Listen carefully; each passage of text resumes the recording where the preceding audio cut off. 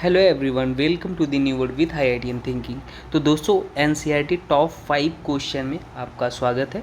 हम यहाँ पे टॉप 5 क्वेश्चन डिस्कस करते हैं NCERT के, ठीक है।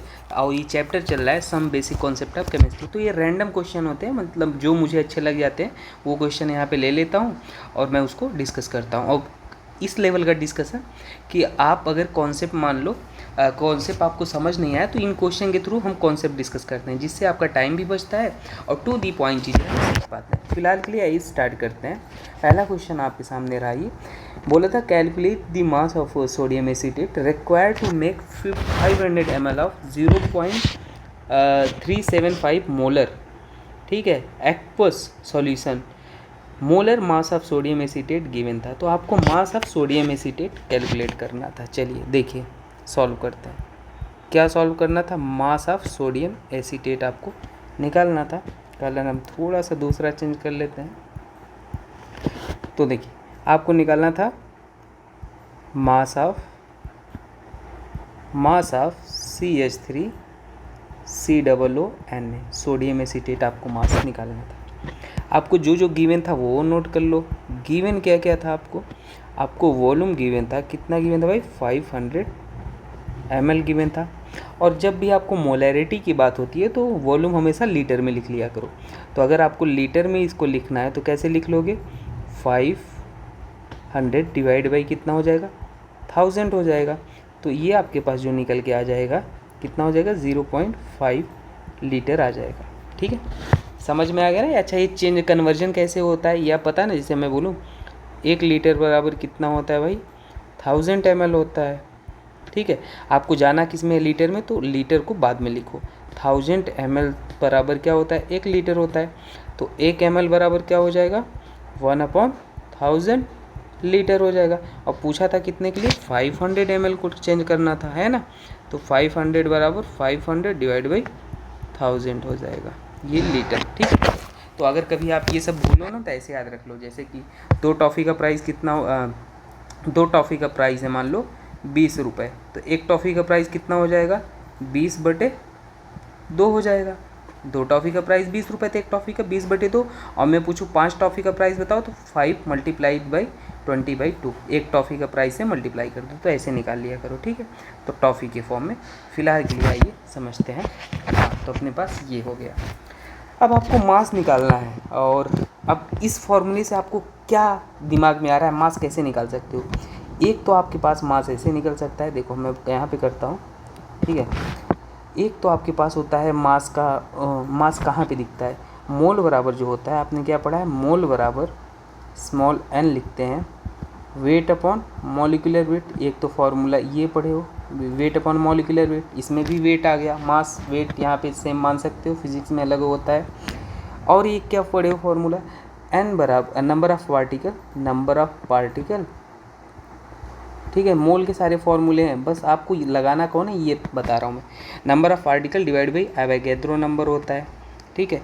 और एक आप पढ़े हो मोल बराबर क्या? Molarity into volume. वॉल्यूम किस में होना चाहिए? लीटर में होना चाहिए, लीटर में होना चाहिए, ठीक है। तो अब आपको क्या डाटा गिवन था? वॉल्यूम और मोलैरिटी गिवन था, तो आप यही वाला वैल्यू पुट कर लो भाई, सीधे सीधे से, है ना। तो एक काम कर लेते हैं, अपन को वेट पूछा था तो हम इक्वेट कर लेते हैं इसको और इसको इक्वल लिख देते हैं। तो अपने पास क्या? Weight upon molecular weight. Molecular weight भी आपको पता था और मोलैरिटी और वॉल्यूम भी पता था, वॉल्यूम इन लीटर, ठीक है।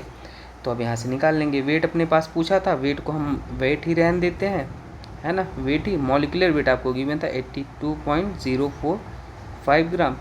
मोलैरिटी आपको कितना गिवन था भाई? 0.375, है ना। और वॉल्यूम आपके पास जो निकल के आया था लीटर में, कितना निकल के आया था? 0.5 निकल के आया था। तो यहाँ से अपने पास जो वेट निकल के आ गया CH3COONA का, वो आपके पास आ गया 15.38 ग्राम आ गया, ठीक है। तो ये आंसर हो जाएगा। आई होप आपको ये बात समझ में आ गया होगा। तो आपके पास जो इम्पोर्टेंट फार्मूला निकल के आया वो कौन सा फार्मूला था? वो आपके पास ये वाला था। इसको मैं बॉक्स में दे देता हूँ, ये PDF भी आपको मिल जाएगा, ठीक है। आप इसको ले लेना डिस्क्रिप्शन में। चलो आगे बढ़ते हैं। नेक्स्ट आपके पास रहा ये। अब ये क्वेश्चन को आप किस तरीके से सॉल्व करोगे? हम कलर चेंज कर लेते हैं थोड़ा सा। देखिए बोला है calculate the concentration of nitric acid in moles per litre in a sample which has a density इतना ml, ओके, और मास परसेंट गिवन है इन पिक 69%, ठीक है। चलो सॉल्व कर लेते हैं भाई। जब आप सॉल्व करोगे जो जो गिवन है सबसे पहले उसको लिखा करो। गिवन क्या है आपको, calculate the concentration of HNO3, मतलब मोलैरिटी, कॉन्सेंट्रेशन एक मोलैरिटी, मतलब मोलैरिटी क्या होता है, कॉन्सेंट्रेशन टर्म होता है। तो कॉन्सेंट्रेशन बोला है तो MHNO3 आपको पूछा है, MHNO3 आपको निकालना है। गिवन है ना, ये निकालना है। तो गिवन में तो अपन कहाँ ही लिख रहे हैं, इसको अलग कर देते हैं इधर से। चलो इधर कर देते हैं, ठीक है। ये आपको निकालना है। गिवन जो था क्या था भाई, डेंसिटी आपको गिवन था DHNO3 कि कितना गिवन था 1.41 है ना ग्राम पर ml आपको गिवन था। मास परसेंटेज भी गिवन था भाई, मास परसेंटेज जो गिवन था किसका, HNO3 का, वो कितना गिवन था 69, ठीक है। और आपको क्या गिवन था, मोलैरिटी भी गिवन था। मोलैरिटी आपको, सॉरी मोलैरिटी नहीं, मोलर मास, मोलैरिटी तो पूछा, मोलर मास आपको कितना गिवन था, जो मोलर मास था वो कितना गिवन था 63 ग्राम पर मोल गिवन था।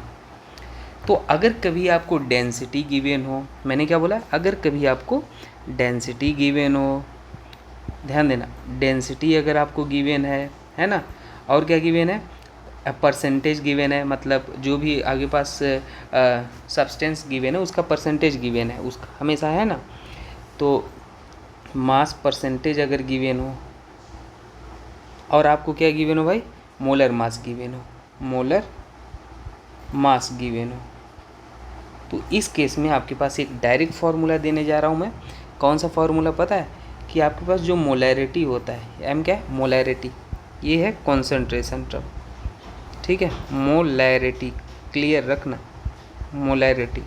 तो मोलैरिटी बराबर आप डायरेक्ट फार्मूला लिख सकते हैं, क्या लिख सकते हैं भाई, 10 into mass percent multiplied by density और डिवाइड बाई आप क्या लिख सकते हो, मोलर मास।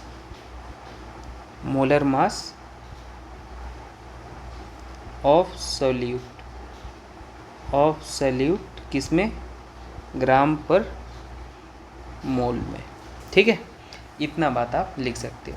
और डेंसिटी आप किस में लोगे, ग्राम पर ml में लोगे, डेंसिटी ग्राम पर ml में लेना, ठीक है। तो आपके पास ये डायरेक्ट फार्मूला होता है, इससे आपके पास निकल के आ जाएगा। तो आइए इसको सॉल्व कर लेते हैं। यहाँ से हम कलर भी चेंज किए थोड़ा सा, तो अपने पास जो m है यहाँ पे लिख लेता हूँ एक बार, 10 इंटू मास परसेंट है ना, इंटू डेंसिटी डिवाइड बाई आपके पास क्या आ गया, मोलर मास सॉल्यूट का।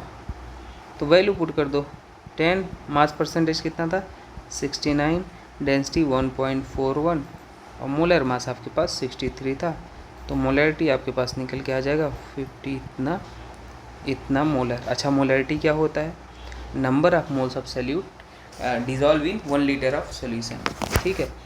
मोलैरिटी क्या होता है, number of moles of solute dissolve in 1 litre of solution. यहीं पे लिख देता हूँ, number of moles of solute in 1 litre of solution, ठीक है। तो ये भी चीज़ें आप रिवाइज करते चलो। चलो आगे चलते हैं भाई, थर्ड क्वेश्चन की तरफ हम अग्रसर हो रहे हैं। देखिए थर्ड क्वेश्चन एम्पिरिकल। चलिए एम्पिरिकल फार्मूला को हम निकाल लेते हैं। कलर चेंज कर लें अपना थोड़ा सा, हम ये कलर यूज करते हैं। देखिएगा कैसे निकालोगे, इसका एक तरीका होता है। सबसे पहले आपके पास जो एलिमेंट गिवन हो उसे लिखा करो। मैंने क्या बोला, जो एलिमेंट गिवन हो टेबल बनाते हैं उसे लिखा करो। उसके बाद जो मास परसेंट हो उसे लिखा करो, मास परसेंट। उसके बाद मास है ना, मास इन ग्राम, मास इन 100 ग्राम ऑफ कंपाउंड, 100 ग्राम में कितने मास परसेंट गिवन है आपको, या 100% में आप बोल सकते हो। उसके बाद आप क्या निकालते हो, moles in 100 gram of compound, 100 gram of compound. हमेशा ऐसे टेबल बनाना, कभी गलत नहीं होगा। और लास्ट में क्या निकालते हो, सिंपलेस्ट रेशियो मोल। मैं थोड़ा सा इसको स्मॉल कर लेता हूँ, अपने पास है सारी सुविधाएं, ठीक है। तो अपन ने क्या किया यहाँ लास्ट में, सिंपलेस्ट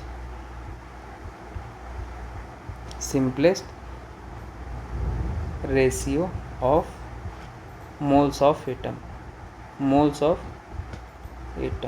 देखो अभी कैसे निकालेंगे, इसको बहुत सरल है, हम आपको बता देंगे। देखिए आपको एलिमेंट क्या क्या गिवन है, determine the empirical formula of an oxide of iron which has iron element given है, सीधी सी बात है। और आपको ऑक्सीजन गिवन है, इनका मास परसेंट गिवन था, आयरन कितना था 69.9% और ऑक्सीजन का आपके पास 30.1%। ये परसेंटेज किस में से होता है, 100% में से 69 आपके पास ये है और 30 आपके पास ऑक्सीजन है, ठीक है, आयरन। मास अब 100 ग्राम, मास इन 100 ग्राम ऑफ कंपाउंड, 100 ग्राम में वही तो है भाई, ये क्या है 69.9%, ये आपके पास ग्राम आपके पास आयरन है और 30.1 ग्राम आपके पास क्या है, ऑक्सीजन। हमेशा ऐसे ही लिखना जब भी गिवन हो भाई, 100 ग्राम में से यही लिखते हो, ठीक है। कोई भी चीज़ 100% होती है। मान लो अगर बोला आपके पास 100 आयरन कितना है 20% था, तो ऑक्सीजन कितना होता, तो ऑब्वियस सी बात है ऑक्सीजन 100 माइनस 20 बराबर 80% होता है, ठीक है। तो यहाँ पे बता दिया था, तो कोई दिक्कत की बात नहीं है। अब देखो यहाँ पे मोल निकाल लो, मोल क्या होता है, वेट अपॉन मॉलिक्यूलर वेट, ऐसे निकालते हो ना। तो वेट अपॉन मॉलिक्यूलर वेट क्या हो जाएगा, 69.9 डिवाइड बाई मॉलिक्यूलर वेट कितना होता है आयरन का 56। तो यहाँ पे आपके पास जो निकल के आ जाएगा 1.25 आ जाएगा। यहाँ पे निकालोगे वेट अपॉन मॉलिक्यूलर वेट 16, तो यहाँ पे आ जाएगा 1.88। अब सिंपलेस्ट रेशियो कैसे निकालते हो, जो वैल्यू स्मॉलर हो उसी से आप दोनों में मल्टीप्लाई कर दो, डिवाइड कर दो। 1.25 1.25 और 1.8 1.25, तो ये आपके पास आ जाएगा 1 और ये कितना आ जाएगा 1.50 आ जाएगा, ठीक है। अब यहाँ पे आपके पास जो आयरन आ गया वो कितना आ गया, उसका रेशियो 1 आ गया, यहाँ पे देखो 1 आयरन आ गया, और ऑक्सीजन आ गया कितना 1.5 आप लिख लो, अगर इसे लिखना, ज़ीरो तो कोई वैल्यू है नहीं उधर। लेकिन आपको सिंपलेस्ट रेशियो निकालना है, तो रेशियो आपने पढ़ा होगा, मैथ के स्टूडेंट हो, तो यहाँ पे आप क्या लिख सकते हो, आयरन 1 है, ऑक्सीजन आप लिख सकते हो 15 डिवाइड बाई 10 लिख सकते हो, तो कैंसिल कर लो, 5 3 जा 15 और 5 2 जा 10, तो आपके पास क्या हो गया FO3/2। अब इसको सिंपलेस्ट रेशियो में आपको करना है, तो एक काम कर लो, हम यहाँ ऑक्सीजन दोनों साइड हम क्या करते हैं 2 से मल्टीप्लाई कर देते हैं दोनों में, तो 1 इंटू कितना हो जाएगा 2, और यहाँ पे आपके पास कितना हो जाएगा 3/2 इंटू 2 से 2 कैंसिल, तो आपके पास कितना आ गया Fe2O3। तो ये आपके पास आंसर आ गया, ठीक है। तो कितना आ गया Fe2O3। हमेशा ऐसे ही करना, रेशियो लेके निकालते हैं, है ना, रेशियो सॉल्व करते हैं, तो ये एम्पिरिकल फार्मूला आ गया। चलिए आगे देखते हैं, एक मॉलिक्यूलर फार्मूला भी होता है, वो हम आपको अलग से डिस्कस करेंगे, यहाँ पे जो क्वेश्चन है उसको देख लेते हैं। Calculate the mass percent of different element present in Na2SO4। चलो भाई ये भी निकाल लेते हैं, अच्छा क्वेश्चन है। अब देखो मास परसेंट कैसे निकालते हैं, ध्यान से देखना। हम एक काम करते हैं, ये कलर यूज करते हैं। देखो जो मास परसेंट निकालने का फॉर्मूला होता है ना, मास परसेंट ऑफ एन एलिमेंट, वो क्या होता है भाई, मास ऑफ, जिसका पूछे मास ऑफ दैट एलिमेंट, जिस पर्टिकुलर, जैसे सोडियम है, सल्फर है, element in 1 mole of compound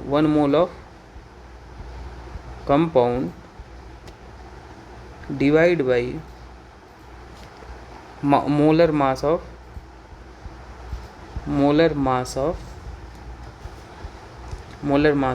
compound, ठीक है, और मल्टीप्लाइड बाई 100, परसेंटेज निकालना है, तो ये आपके पास डायरेक्ट फार्मूला होता है। अब मान लो आपके पास क्या है, सबसे पहले तो मोलर मास आप निकाल लो पूरे कंपाउंड का, क्योंकि मोलर मास आपको चाहिए, यहाँ पे आप देख रहे हैं आपको मोलर मास यहाँ पे चाहिए होगा, तो हम molar mass of the compound निकाल लेते हैं। तो Na2SO4 का मोलर मास कैसे निकालोगे? इसका अगर मोलर मास आप निकालना चाहोगे तो कितने सोडियम है 2, एक सोडियम का मोलर मास कितना होता है 23, तो 2 को मल्टीप्लाई कर दोगे। सल्फ़र 1 है, एक सल्फ़र का कितना होता है 32, प्लस ऑक्सीजन 4 है, एक ऑक्सीजन का मोलर मास 16 होता है, तो इसे ऐड कर लोगे 142 ग्राम पर मोल आ गया। अब मान लो मास परसेंटेज आप क्या निकालना है, सोडियम निकालना है, परसेंटेज ऑफ सोडियम निकालना है। ये आपको कितना गिवन है, एक ही मोल तो ये गिवन था, यहाँ पे जो होता है ये मोल होता है ना। कोई भी चीज़ अगर आपके पास कंपाउंड गिवन है तो उसका जो टोटल मोलर मास होता है वो 1 मोल के बराबर होता है, ठीक है। जैसे मान लो ऑक्सीजन है, एक ऑक्सीजन का मोलर मास होता है 1 मोल के बराबर होगा। फिलहाल के लिए वो अलग बात करेंगे। तो ये परसेंटेज ऑफ सोडियम कितना हो जाएगा भाई, कितने सोडियम है यहाँ पे, mass of that element in 1 mole of compound, है ना। तो कितने एक सोडियम का मास कितना होता है भाई 23, लेकिन कितने सोडियम है आपके पास, यहाँ पे 2 सोडियम है तो 2, और divide by molar mass of the compound, तो molar mass of the compound 142 और मल्टीप्लाइड बाई 100, तो ये आपके पास कितना निकल के आएगा 32.39% आ जाएगा, ठीक है। मास परसेंटेज ऑफ क्या निकलना है, सल्फ़र, सल्फ़र कितना है 1 है, और एक सल्फ़र का मोलर मास 32, पूरा कंपाउंड इतना आपके पास 142 है, ये आपके पास आएगा 22.54%।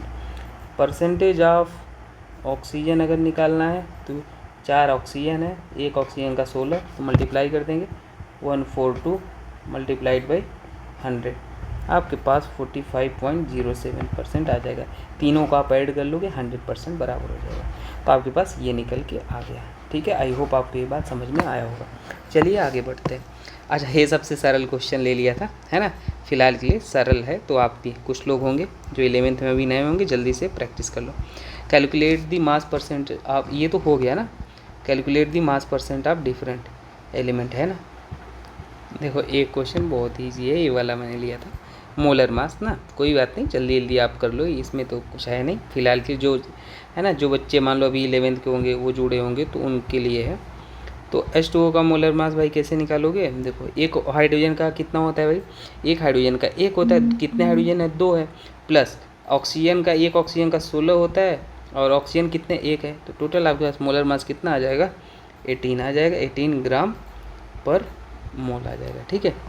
अगर मान लो CO2 का निकालोगे तो ये आपके पास क्या हो जाएगा, एक कार्बन का 12 और एक ही है 2 × 16, कितना आ जाएगा 44 आ जाएगा ग्राम पर मोल।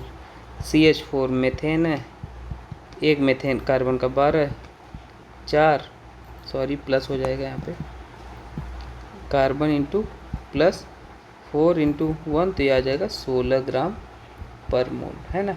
बाकी आप प्लेलिस्ट चेक कर लेना, डिस्क्रिप्शन बहुत सारी चीज़ें मैंने पढ़ा रखा है बेहतरीन तरीके से, 1 शॉट वीडियो वगैरह आप देख लेना, कभी दिक्कत नहीं होगा, है ना। ट्रिक टेक्निक है, वो सब अलग अलग प्लेलिस्ट है, और GOC पूरा पढ़ा रखा है, कभी ज़िंदगी में प्रॉब्लम नहीं आएगा ऑर्गेनिक में, एक बार देख लेना, ठीक है। Thank you.